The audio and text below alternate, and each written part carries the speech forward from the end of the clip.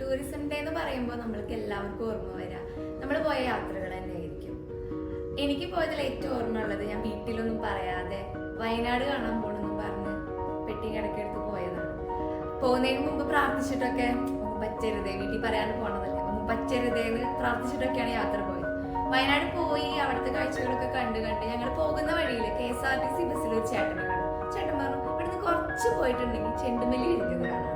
ആ ആകാംക്ഷയില് ചെണ്ടുമല്ലി വിരിയുന്നത് കാണാൻ വേണ്ടി എത്രയോ കിലോമീറ്റർ പോയി അവസാനം കർണാടക എത്തിയതായിരുന്നു എന്റെ ജീവിതത്തിലെ ഏറ്റവും അഡ്വഞ്ചർ എന്ന് വേണമെങ്കിൽ പറയാം. വീട്ടിൽ നിന്ന് വിളിക്കുമ്പോൾ നമ്മുടെ കോള് പോകുന്നത് അവരുടെ ലാംഗ്വേജിലായിരിക്കും. അപ്പൊ അതുകൊണ്ട് ഫോൺ സ്വിച്ച് ഓഫ് ആക്കി വെക്കാണ്ട് കോള് വരുമ്പോ അപ്പൊ തന്നെ എടുക്കുക. അങ്ങനത്തെ കുറെ ടെൻഷനുള്ള കുറെ കാര്യങ്ങൾ നടന്നിട്ടുള്ള ഒരു യാത്ര തന്നെയായിരുന്നു.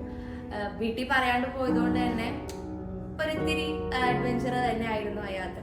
അതുപോലെ നിങ്ങൾക്കും ഉണ്ടാകും ഒത്തിരി അനുഭവങ്ങൾ. യാത്ര പോവാത്തവരാണെങ്കിൽ നിങ്ങൾ എല്ലാവരും യാത്രകൾ പോകണം. യാത്രകൾ നമ്മൾ കുറെ കാര്യങ്ങൾ പഠിപ്പിക്കും.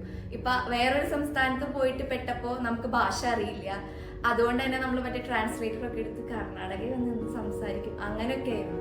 അപ്പൊ യാത്രകൾ നമ്മളെ കുറെ പാഠങ്ങൾ പഠിപ്പിക്കും. അപ്പൊ യാത്രകൾ പോവാത്തവരാണെങ്കിൽ തീർച്ചയായും യാത്രകൾ